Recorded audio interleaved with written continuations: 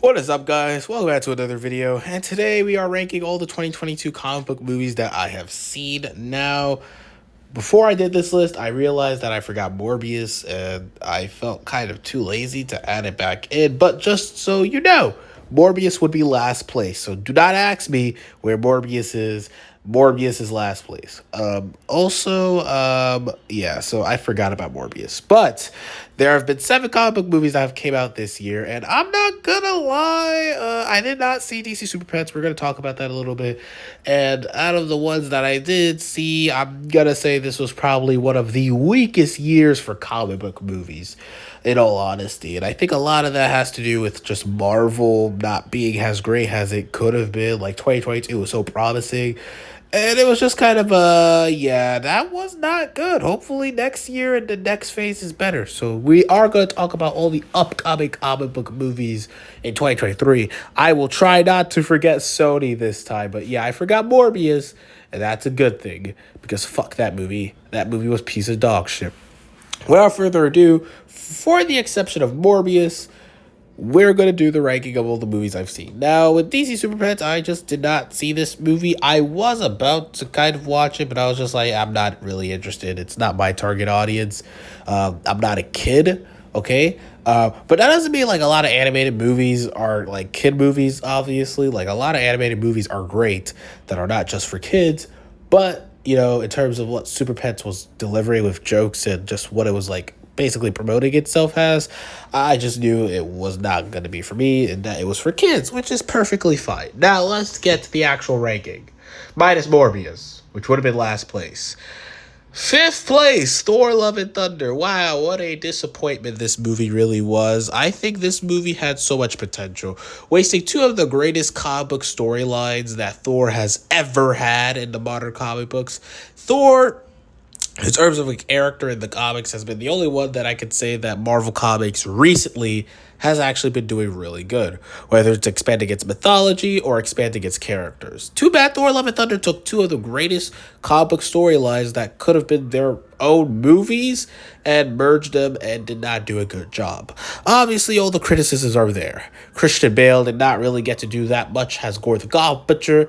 The jokes were a little bit too much. The goofiness was all over the place. And overall, Thor's character, in my opinion, was very all over the place. I feel like they didn't have a direct direction with the character, and it really shows in the movie. Like, one minute he's trying to find himself, the next minute he's trying to be this caring guy, the next minute he's trying to find love. It's like they didn't really have a definitive arc for Thor. However, they were kind of foreshadowing that he was going to be a dad in the movie, and then ultimately, yeah, surprise, surprise, he gets love in the movie. But overall, yeah, I was not really crazy about Love and Thunder. The first time I watched it, I thought, okay, yeah, this was fine. This might be a little bit overhated. The second time, though, I was really not into the movie. I think this is a movie that genuinely gets worse with rewatches, and even so, I feel like this is a common theme with a lot of these Phase 4 Marvel movies. I would not really rewatch it. And even if I did rewatch it, it'd be like, was I a little bit too harsh with this movie? Or, you know, it was, let me see how my opinion goes with this movie now. But with Thor Love and Thunder, it was a definitive, yeah, it got worse. It was pretty bad.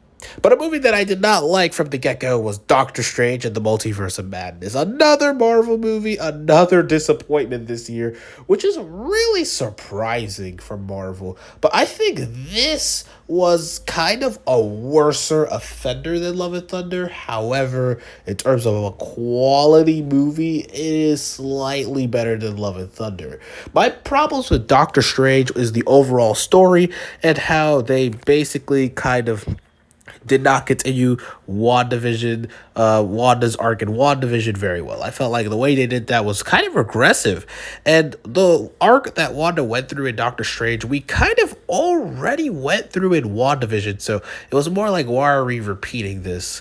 Doctor Strange had a pretty lame arc, if I were to be honest. Like, letting go of Christine was cool, but they didn't really do it really crazy, like much outside of that. America Chavez, she was fine, but I felt like she was more of a plot device.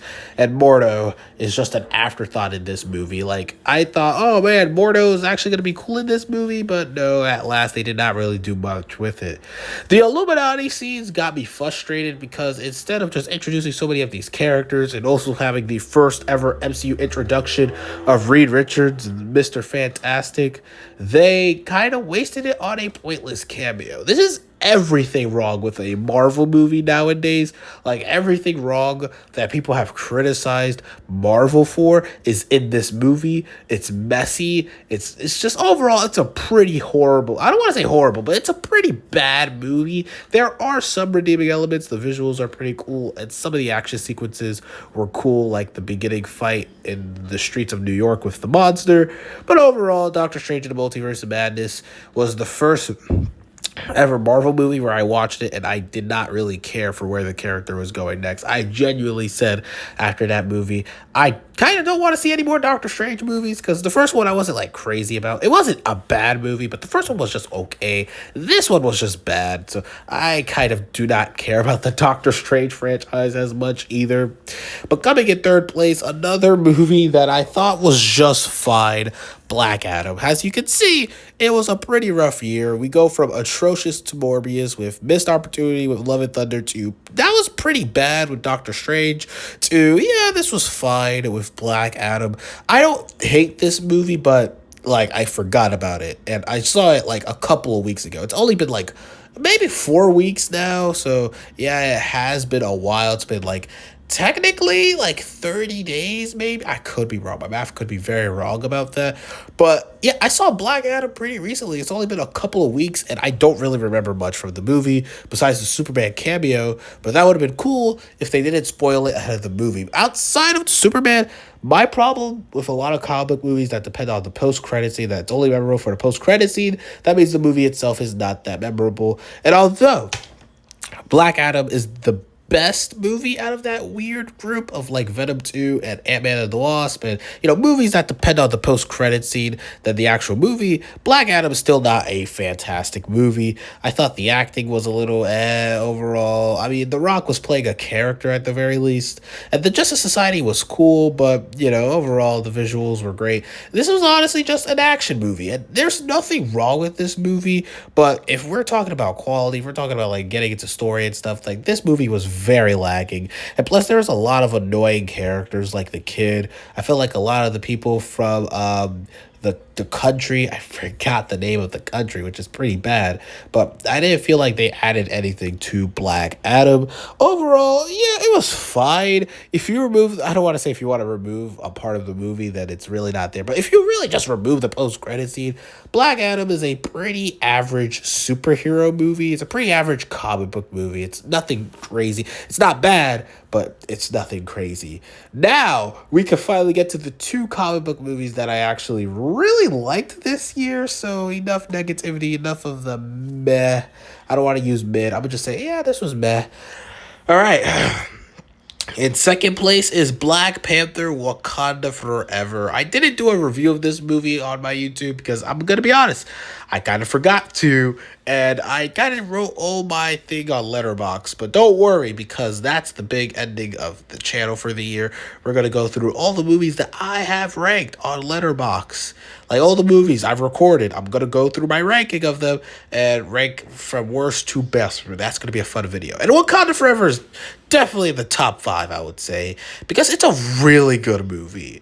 Now, I don't want to go into spoilers, although I could get into spoilers. I could just put a spoiler. Yeah, we're talking spoilers. But overall, in terms of a non-spoiler thought, this movie was very good. I thought the way they handled Chadwick Boseman's passing, in the universe with T'Challa, was very respectful, and I thought it was pretty empowering. It was like in the beginning of the movie. I really like Shuri's character and her character arc, and man, oh man, did they show that the supporting cast of the original Black Panther could really carry themselves in their own movie, because honestly, it was a really solid movie with all these characters. It was really a movie about Wakanda. But of course, we can't talk about this movie without talking about Namor and Telecon, and they were a pretty cool concept, and yeah, Namor was a really good villain. I just really hated his ass. I found him to be an asshole, like an asshole with a heart. and he has a reason to be an asshole, but an asshole nevertheless. But that's just how he is in the comics. So yeah, I didn't really care for Namor as a character, but I acknowledge that he was a great villain. Like it's weird. It's like what the actions he did. I didn't really care for him as a character on that. But that's just how it is in the comics also. Overall, Wakanda Forever is easily the best Marvel movie of this year. That's not saying much, but it is indeed the best Marvel movie. And I do think it is the best Phase 4 movie, which don't worry, after the holiday special for Guardians of the Galaxy, we will definitely be doing a Phase 4 ranking overall. But yeah, overall, I liked Wakanda Forever. It's easily the best thing Phase 4 just has released. And thankfully, this is the end of Phase 4. Because while we do that Phase 4 ranking, we're also going to talk about like Phase 4 overall, like my overall opinion of that phase, with now every project in Phase 4 that would assumably, that's not a word, that would presumably be released. But overall, Wakanda Forever was pretty good. So what's number one? It was the Batman. That's right. The first comic movie of the year is the one that just cannot be topped. What can I say about this movie? This movie is fantastic. The casting was brilliant. I mean, Colin Farrell has the Penguin. You don't even see Colin Farrell. The Riddler was such a great villain. Catwoman and Batman's dynamic was really great. And I really loved Robert Pattinson as Batman. His Bruce Wayne could need some work, but I mean, I kind of accept that because that's part of the movie. That's part of his arc. But in terms of Batman, yeah, Robert Pattinson is my favorite, like, Batman. But Bruce Wayne, it's probably just Ben Affleck has Bruce Wayne. I think no, not Bruce Wayne. I think it's Christian Bale that's the best Bruce Wayne. But don't worry, I think Robert Pattinson could definitely get there. But for now, in terms of the movie, like he was a really good Batman. I liked all of the side characters in this movie, and everybody had a reason to do what they were doing, and that's what made the movie interesting. Like you can understand why all of the characters were doing what they were doing, and really the only true supervillain is probably Falcone because he's an asshole, and that's just how it is. And overall, like the way we got to see Gotham, like Gotham was literally its own character in this movie. I really just loved the Batman, and of course, the action sequences and obviously the Batmobile chase scene is one of the best scenes of the year that I've seen. Not only is the Batman my favorite comic book movie of the year, but it is also my favorite movie of the year that we've seen. And yes, I've seen a lot of movies. And that might be a spoiler for our upcoming 2022 movies. But hey, we're only like, we have a couple more weeks left and something could top it. But I kind of doubt it. I think Batman was just a phenomenal movie. And I can't wait for the Matt Reeves Batman universe to get completely expanded upon. Overall, this was, in my opinion, the win DC desperately needed. I mean, the Suicide Squad was also pretty good, but I think the Batman was that financial and critical hit that they desperately kind of needed, especially since Black Adam isn't turning out that well, both critically and financially. I mean, people like it, but you know, it's not doing like amazing, or at least what Warner Brothers would have expected.